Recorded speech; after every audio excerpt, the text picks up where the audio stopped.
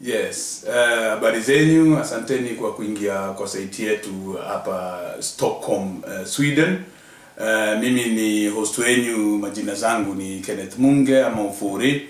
Na leo hii nawakaribisha hapa kwa sababu a lot of things zimekuwa zikihappen hapo mtaani kisiasa wise. Na mimi pia ni representative wa Jubilee hapa Stockholm.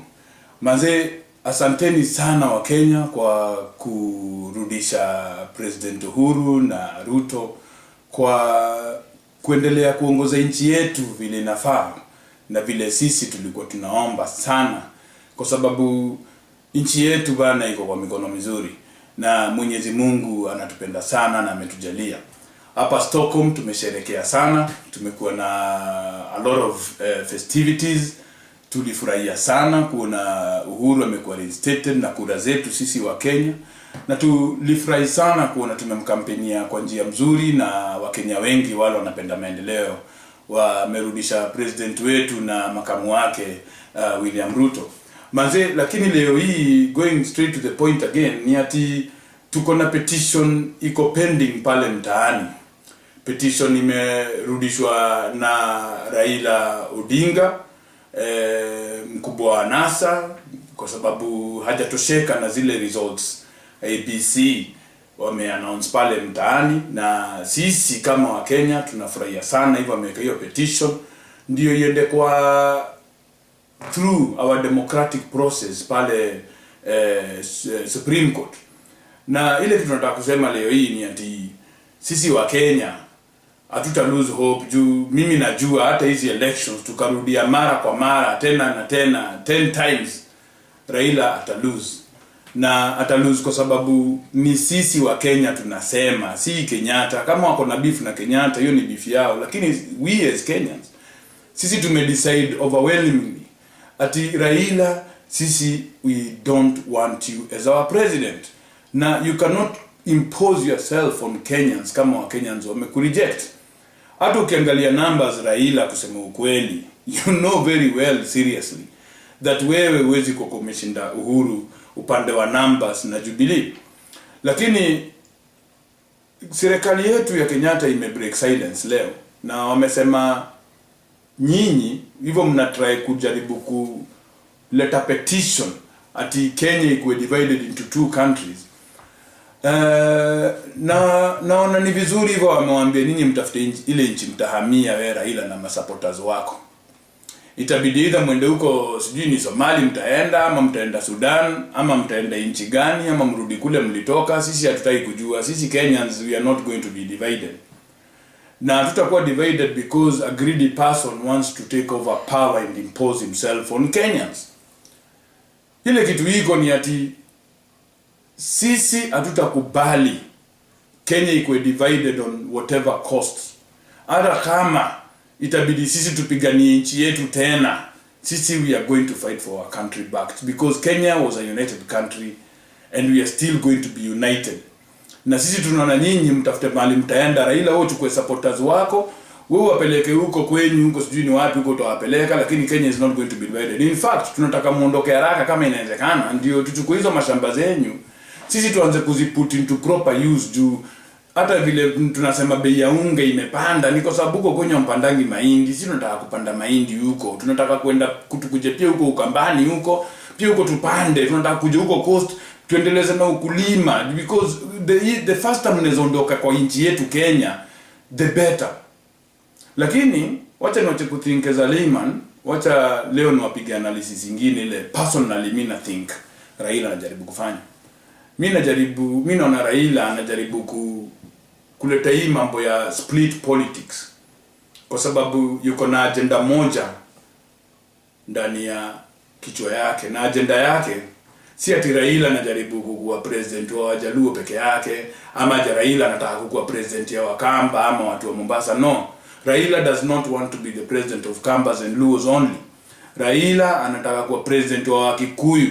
Raila yeye wana problem na Wakikuyu. For him is about leading Kikuyus and revenging on Kikuyus. In fact, Raila agenda yake ni kupersecute Wakikuyu His agenda is to kill Kikuyus. His agenda is to persecute Kikuyus and even commit maybe a smooth genocide on Kikuyus. Tumesikia vile Kalonzo Musyoka alisema. Kalonzo Musyoka aliambia watu wa Central, we lie low as envelopes. Tutalala chini kama bahasha. We will lie low like envelopes. That is a genocide statement which these NASA politicians are making. Sisi wa Kenya tusijidanganye ati ni politics tena. This is not politics. Hii sasa si mambo ya politics. Hii ni mambo ati kuna watu wanafeel wa Kikuyu should not be part and parcel of Kenya. Tumesikia vile huyu fala mwingine amenyoa ndevu kama Hitler, huyu sijui ndi, huyu jamaa anajiita ndi, anaongea pale kama mtu mjinga. Kama hizi ndio siasa hao watu wanataka kutuletea, then we must also reorganize ourselves and take positions. Very radical positions, as they are taking also radical positions. Za kuambia we are not going to back down. Kenya is Kenya and our grandfathers. Kwanza sisi kama mimi babu yangu alipigania Mount Kenya. Kwa hiyo uhuru ya four corners of those country, those four corners of Kenya are going to stay intact. And I believe that is what many majority of Kenyans want. Sasa Raila ile taktika anatumia, he wants to come and split Kenyans kwa sababu anajaribu kushika western powers. He does not have western support. And we know, we Kenyans who live in diaspora, we Kenyans especially who live in countries here in Europe and United States na mahali pengine where racism is the order of the day and white supremacy, we deal with those issues. And we know very clearly what white supremacy and racism is all about. A divided Africa can be supportive or can be supported of racists, because the more we divide ourselves into tribal lines, the more superior and the more white supremacy might want that scenario. Now Raila wants to have an external involvement so that he can force Uhuru and the government of Kenya into mkatenusu kind of politics. Na hivyo ndio hiyo tactic anajaribu kutumia. This is my personal opinion. It is not a Jubilee's opinion. It's my personal opinion. My personal opinion is that Raila wants Western involvement so that he can destabilize our government and our country, so that we can re-enter a negotiation process where he can have mkatenusu kind of politics. Kwa sababu ameshindwa. Na Raila vile ameshindwa sasa, it means he has to go home to Bondo. Na kama hataki kurudi Bondo, then we don't know what he wants with our country. So Kenyans, sisi tuko very vigilant na nchi yetu. Sisi tunapenda nchi yetu sana. Na whatever Raila is trying to do, tunamuona na tunajua what he wants. And we know very well. Hata leo hii tukirudia elections, and I want to tell you Kenyans, Raila will lose. Hata tukarudi hizo election 20 times, Raila is going to lose. So it's not about politics. Raila's politics is about persecution of the Kikuyus. And he is trying to appeal to Western powers. Now, I won't talk much on this issue. Wacha tuone what the ruling is going to be. Wacha tuone ile kadi watacheza. I believe our president and Jubilee has a strong case. Na tuone the patriotism ile pia majaji wetu wako nao Supreme Court. Because I think that Kenyans are not supposed kuendelea kuumia na hizi mambo. Tumekuwa pampered na mambo ya siasa for a long time. And Kenyans want to start going back to their normal lives. Another thing, tunaona huyu jamaa Sosioni wa walimu anajaribu kuleta mambo ya Raila tena, hii taktiki ya Raila walimu and on strike. Bana Mr. Sosoni, mimi nataka kuambia kitu moja. Don't put Kenyans in another extreme hardship than what we've had right now. Tumekuwa pampered na hizi mambo za siasa sana. People want to settle down, na watu wanataka kurudisha watoto wao shule. Wewe kama uko na problem na Jubilee, you are not going to use Kenyans and you are not going to punish Kenyan parents na watoto wa shule by threatening another strike. Threatening another strike is not going to help NASA come into power. You are punishing parents and you are punishing students. And we are going to hold you responsible, Mr. Sosioni. Kwa kujaribu kuingiza hii mambo immediately tumetoka kwa siasa, unajaribu tena kuleta another disability ya kujaribu kudestabilize wananchi. You're not destabilizing the government. The government is a strong government. Kenyatta's government is a strong government. You cannot destabilize it na to strike to walimu. What you're doing is that unaharibia watoto wa Kenya shule. Unaharibia walimu, unaharibia parents, na unaharibia mpaka hata hao walimu their credibility ya kujaribu kufundisha shule. Hii mambo ya pesa bana, sio walimu peke yake hawana pesa. Kenya ni watu wengi sana wanajaribu ku make ends meet, and we cannot continue our country kuwa threatened kila wakati ati walimu wanaenda on strikes. No, we are not going to accept that. I think this time Kenyans must also wake up and show their wrath on you, Mr. Sossion, for trying to mislead teachers. Wacha wale walimu wata strike wa strike, lakini wale walimu responsible tunataka waende shule waanze kufundisha watoto. Our future depends on those kids who are supposed to be in school right now. As wewe unajaribu kuthreaten watoto wa walimu waende on strike. That is a bad move, and shame on you, Mr. Sossion. I think sisi wa Kenya, we are supposed to make it very clear to these politicians that sisi hatutaki ujinga. Na nimeona mtameuliza swali mzuri sana kama ya huyu woman representative Gathoni wa Mushomba. Bana, hii greediness huyu mwanamke bana ameonyesha. I mean, it is a very good reaction the way Kenyans are reacting right now. Kwa sababu hii greediness politicians wengi wamekuwa nayo. Kenya is becoming less attractive for thieves. Kenyan politics is becoming less attractive for thieves and greedy people. And I think lazima kuwe na mechanism ya kutoa this lady. In fact, hizo signing mnaweka ama hizo sign watu wanapeleka round wakisign za kutoa huyu mwanamke Gathoni, I think mimi nitumieni yangu mia will sign yangu lazima iko on that paper. Kwa sababu this lady, she has not even worked.